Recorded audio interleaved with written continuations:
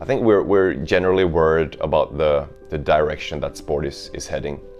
I mean, we're having to compete in places that are not compatible with our values. It can't just be that, you know, when the World Cup is finished, when it's, you know, over, that we just leave Qatar, that our focus will be, you know, directed somewhere else. I think that's essential. I'm curious to see how the players, the federations, the teams will use this occasion to lift some of these human rights issues that are important. I would be really disappointed if they didn't touch on these things in some way. I think we've now seen the Norwegian national team and the Dutch national team. We've seen Harry Kane say something to the media.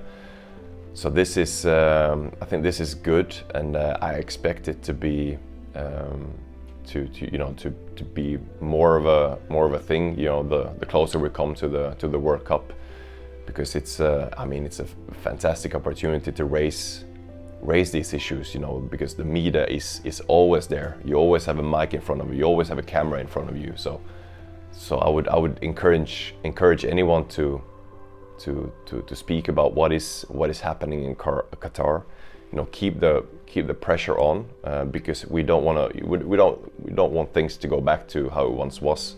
I realized that I had been very dedicated and maybe a tad selfish in a way. You know, living in my bubble, focusing very much on just the football side of things. I think football and footballers generally, they have a power that they don't really understand yet.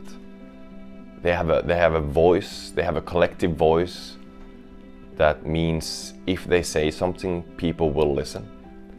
We're not just there to compete on the pitch.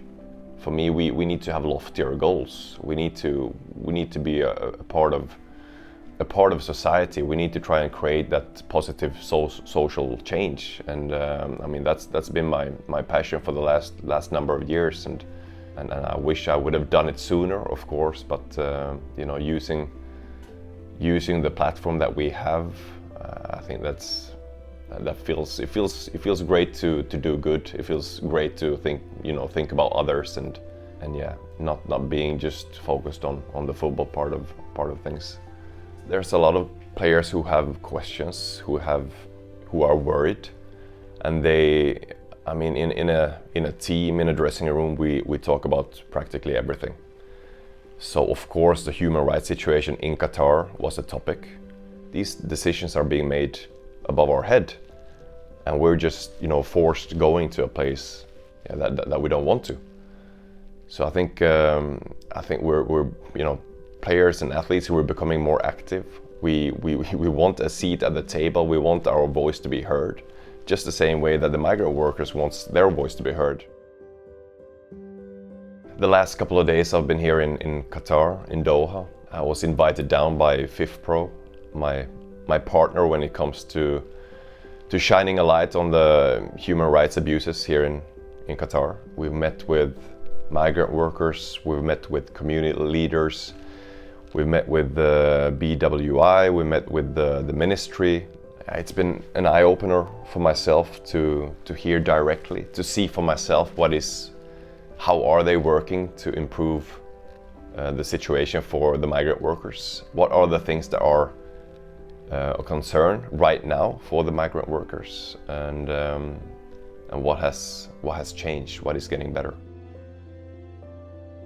I've been grateful for the chance to come down here and actually see for myself, to meet all the people who are in the same boat in a way, you know, who are working for the migrant workers, who are cooperating with the migrant workers to try to improve their lives. We're still seeing, you know, late payments. We're still seeing people who are, you know, taking advantage of. We still see, you know, domestic workers being sexually abused and not believed when they go to the police. So there's still things that we need to keep talking about. I think it's crucial that the Community Leaders Forum continues. I mean, that's a fantastic platform for the workers to ask direct questions to the ministry, to BWI, to other relevant authorities. They have the feeling that they're being heard in a completely different way today than before. So that's really positive. I think this has been, a great occasion for these different parties coming together, having a discussions of where things are, how can we improve stuff. And this is, if I understood, this is something that they do 3 to 4 times a year, and I hope that this will continue. I think it's crucial. For many years, since the World Cup was rewarded to Qatar by FIFA, I don't think that they were taking the migrant worker situation seriously enough. I don't think that they had a chance to voice their concerns. The migrant worker situation, it has improved. I think we need to acknowledge that it's better now than it was 3, 4, 5 years ago. It's perhaps also inevitable because they started from such a low and poor place. But our concern is that how will things be after the World Cup? Will they go back to zero, or will the lives of the migrant workers continue to change and improve and get better? Yeah, I think it's really important to create and establish a workers' center, because that is tangible change. That is something that will be here even after the World Cup. So creating a safe haven for workers to give them a chance to raise questions and get help. I think that's crucial, and that's a way for us to concretely help these migrant workers in Qatar. It's really important that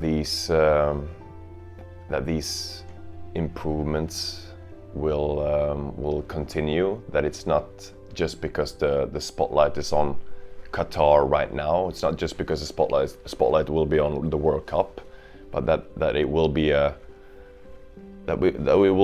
something that will improve their lives also after the World Cup. So that that's the legacy.